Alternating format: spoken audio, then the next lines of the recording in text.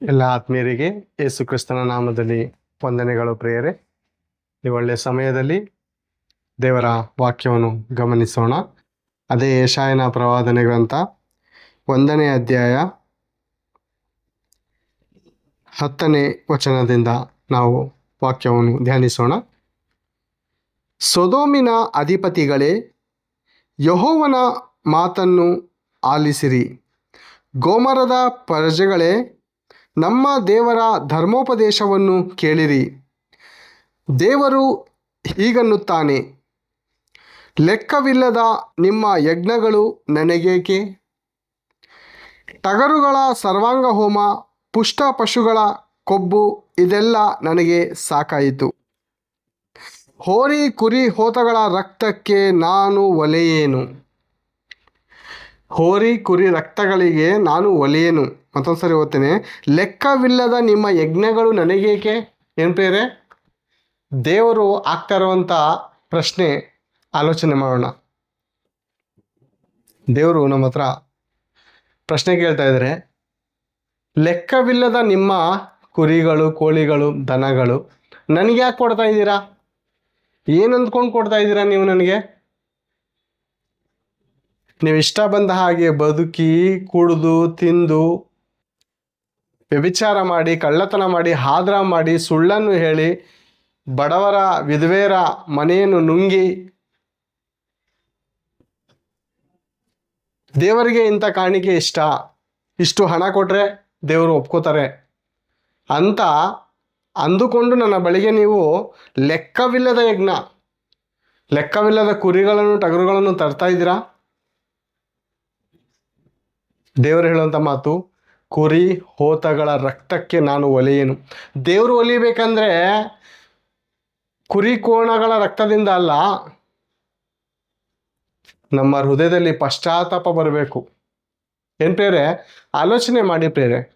T V ಕಾರ್ಯಕ್ರಮಗಳನ್ನು ನೋಡ್ತಾ ಇರ್ತೀವಿ, ಮುಂಜಾನೆ ಇದ್ದರೆ ನೀವು ದೇವರಿಗೆ ಇದನ್ನು ಸಮರ್ಪಿಸಬೇಕು, ಇಂಥದ್ದನ್ನ ಬಲಿ ಕೊಡಬೇಕು ಅಂತ ಅನೇಕರು ಪಂಚಾಂಗ ಹೇಳ್ತಾ ಇರ್ತಾರೆ.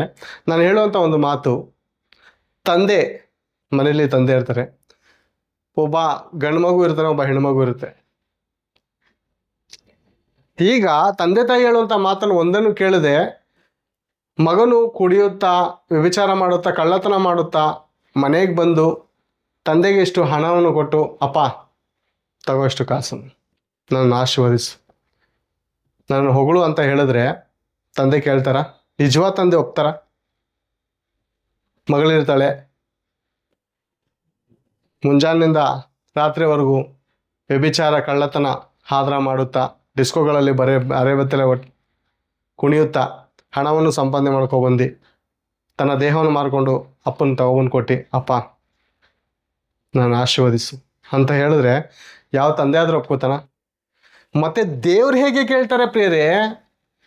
ನಾವು ನಮಗೆ ಇಷ್ಟ ಬಂದಂಥ ರೀತಿಲಿ ನಾವು ಬದುಕಿ, ಕುಡಿದು, ವ್ಯಭಿಚಾರ ಮಾಡಿ, ದುಷ್ಟರಾಗಿ ಬದುಕಿ ದೇವರ ಹತ್ರ ಹೋಗಿ ನಾವು ಏನೋ ಒಂದು ಸಮರ್ಪಿಸಿದ್ರೆ ದೇವ್ರು ನಮ್ಮನ್ನು ಆಶೀರ್ವದಿಸ್ತಾರ? ಖಂಡಿತ ಇಲ್ಲ ಪ್ರಿಯರೇ. ಒಂದು ಮಾತನ್ನು ನೋಡಿಕೋಣ. ನನ್ನ ಮಾತಲ್ಲ, ಇದು ಸತ್ಯವೇದದಲ್ಲಿರುವಂಥ ಬೈಬಲ್ ಗ್ರಂಥದ ಮಾತು. ಇದು ನಮ್ಮೆಲ್ಲರ ತಂದೆಯ ಮಾತಾಗಿದೆ ಪ್ರಿಯರೇ. ದೇವರು ನಮ್ಮ ತಂದೆ ಆಗಿದ್ದಾರೆ. ಜ್ಞಾನೋಕ್ತಿಗಳು, ಜ್ಞಾನೋಕ್ತಿಗಳು 15ನೇ ಅಧ್ಯಾಯ 8ನೇ ವಚನ. ದುಷ್ಟರ ಯಜ್ಞ ದೇವರಿಗೆ ಅಸಹ್ಯ, ಅಸಹ್ಯ, ಹೊಲಸಂತೆ, ಹೊಲೆಯಂತೆ. ದುಷ್ಟರ ಯಜ್ಞ, ದುಷ್ಟರು ಅಂದರೆ ಪಾಪಾತ್ಮರು ಬಂದು ದೇವ್ರಿಗೆ ಏನೋ ಒಂದು ಬಲಿ ಕೊಟ್ರೆ ದೇವ್ರಿಗೆ ಅಸಹ್ಯ ಅಂತೆ. ಯಾಕೆ? ಶಿಷ್ಟರ ಭಿನ್ನಾಪ ಆತನಿಗೆ ಒಪ್ಪಿತ. ಶಿಷ್ಟರು, ಪವಿತ್ರರು, ಮೋಸ ಮಾಡದೇ ಇರೋರು, ವ್ಯಭಿಚಾರ ಮಾಡದೇ ಇರೋರು, ಇನ್ನೊಬ್ಬರಿಗೆ ಸುಳ್ಳೇಳಿ ಮೋಸ ಮಾಡದಂಥವರು, ದಿಕ್ಕಿಲ್ಲದವರನ್ನು ಪರಾಂಬರಿಸುವಂಥವರು, ಮನುಷ್ಯರು ಪ್ರೀತಿಸುವಂಥವ್ರು, ಇಂಥವ್ರ ಕಂಡ್ರೆ ದೇವ್ರಿಗೆ ಪಂಚಪ್ರಾಣ ಪ್ರೇರೆ. ಅದೇ ಹೇಳ್ತಾ ಇದೆ ನೋಡಿ, ಎಷ್ಟು ಅದ್ಭುತವಾದ ಮಾತು ಗೊತ್ತಾ? ನೋಡಿ, ದುಷ್ಟರ ಯಜ್ಞ ದೇವರಿಗೆ ಅಸಹ್ಯ, ಅಸಹ್ಯ ಅಂತೆ ಪ್ರೇರೆ. ಮತ್ತೆ ಶಿಷ್ಟರ ಪ್ರಾರ್ಥನೆ ದೇವರಿಗೆ ಇಷ್ಟವಾದ ಯಜ್ಞ. ಪ್ರೇರೆ, ನಮ್ಮನ್ನು ನಾವು ಆಲೋಚನೆ ಮಾಡ್ಕೊಳ್ಳೋಣ. ಮನೇಲಿರುವಂಥ ನಮ್ಮ ತಂದೆ ತಾಯಂದಿರೇ ನಾವು ಹೊಲಸು ಕೆಟ್ಟ ಕಾರ್ಯಗಳನ್ನು ಮಾಡಿ ಹಣವನ್ನು ತೆಗೆದುಕೊಂಡು ಮನೆಗೆ ಕೊಡುವಾಗ ಯಾಕೋ ಈ ರೀತಿ ಬದುಕ್ತಾ ಇದೆಯಾ? ರೋಡಲ್ಲಿ ಹೋಗೋ ಬರೋರೆಲ್ಲ ಆಡ್ಕೋತಾ ಇದ್ದಾರೆ ಕಣೋ, ನಿನ್ನ ಮಗ ದುಷ್ಟನಾಗಿ ಕುಡುಕನಾಗಿ ಕಳ್ಳತನ ಮಾಡುತ್ತಾ ಪೊಲೀಸ್ ಸ್ಟೇಷನ್ ಎಲ್ಲ ಓಡಾಡ್ತಾವನೆ, ಏನಂತ ಮಗನ ಹೆತ್ತಿದಿರಿ ಅಂತ ನನ್ನನ್ನು ಬೈತಾ ಇರ್ಕಣೋ. ನಿನ್ನ ತಂಗಿ ನೋಡಿದ್ರೆ ನೋಡು, ಬೆಳಗ್ಗೆ ಹೋದರೆ ಸಂಜೆ ಬರ್ತಾಳೆ, ಬಾರು ಪಬ್ಬು ಕುಡ್ಕೊಂಡು ವಾಲಾಡ್ಕೊಂಡು ಬರ್ತಾ ಇರ್ತಾಳೆ. ಯಾವ ಪುರುಷನ ಜೊತೆ ಏನು ಪಾಪ ಮಾಡಿದ್ದಾಳೋ, ಹಣ ಮಾತ್ರ ತೆಗೆದುಕೊಂಡು ಬಂದು ಕೊಡ್ತಾಳೆ.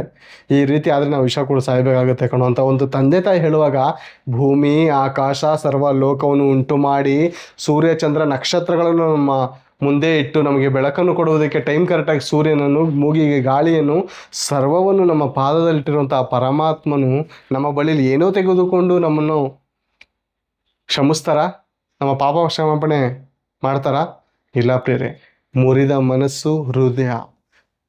ಮನಸ್ಸು ಜಜ್ಜಿ ಹೋದ ಹೃದಯ ದೇವರಿಗೆ ಇಷ್ಟ ಅಂತೆ. ಅಂದರೆ ಪಶ್ಚಾತ್ತಾಪದಿಂದ ನಾವು ದೇವರ ಬಳಿಗೆ ಬಂದರೆ ಖಂಡಿತ ದೇವರು ನಮ್ಮನ್ನು ಕ್ಷಮಿಸಿ ಉತ್ತಮವಾದಂಥ ಮಾರ್ಗದಲ್ಲಿ ನಮ್ಮನ್ನು ನಡೆಸೋದಕ್ಕೆ ದೇವರು ಸರ್ವಶಕ್ತರಾಗಿದ್ದಾರೆ. ಆದದ್ದರಿಂದ ಪರಿಶುದ್ಧರಾಗಿ ಬದುಕೋಣ, ನೀತಿವಂತರಾಗಿ ಬದುಕೋಣ, ಇರೋದ್ರಲ್ಲಿ ತೃಪ್ತರಾಗಿರೋಣ. ಇರೋದ್ರಲ್ಲಿ ತೃಪ್ತಿಯಿಂದ ಇದ್ದು ನೀತಿವಂತರಾಗಿ ಬದುಕಿ, ಪರಿಶುದ್ಧರಾಗಿ ಬದುಕಿ, ದೇವರಿಗೆ ಮೆಚ್ಚುಗೆ ಆಗುವಂಥ ಯಜ್ಞಗಳನ್ನು ಅಂದರೆ ಪಶ್ಚಾತ್ತಾಪದ ಪ್ರಾರ್ಥನೆಗಳನ್ನು ನಾವು ದೇವರ ಮುಂದೆ ಇಡುವುದಾದರೆ ದೇವರು ನಮ್ಮ ತಪ್ಪುಗಳಿಗೆ ಸರಿಯಾಗಿ ಶಿಕ್ಷಿಸದೆ ನಮ್ಮ ಪಾಪಗಳಿಗೆ ಮಾಡಬೇಕೆಂದಿದ್ದ ಕೇಡಿಗೆ ಮನಮರುಗಿ ನಮ್ಮನ್ನು ಕ್ಷಮಿಸಿ ಮಾಡಿದಂಥ ತಪ್ಪುಗಳಿಗೆ ಕ್ಷಮಾಪಣೆ ಕೊಡುವಂಥವರು ದೇವರಾಗಿದ್ದಾರೆ. ಅವರ ಮುಂದೆಗೆ ನಮ್ಮನ್ನು ತಗ್ಗಿಸಿಕೊಂಡು ನಮ್ಮ ಎಲ್ಲ ಕೆಟ್ಟ ನಡತೆಯನ್ನು ಬಿಟ್ಟು ಒಳ್ಳೆಯ ನಡತೆ ಕಡೆ ನಮ್ಮನ್ನು ನಾವು ತಿರುಗಿಸಿಕೊಳ್ಳೋಣ ಅಂತ ಮಾತನ್ನು ಹೇಳುತ್ತಾ ನಿಮ್ಮ ಮುಂದೆ 2 ಮಾತುಗಳನ್ನು ಮುಗಿಸ್ತಾ ಇದ್ದೀನಿ. ದೇವರು ನಿಮ್ಮನ್ನು ಆಶೀರ್ವದಿಸಲಿ. God bless.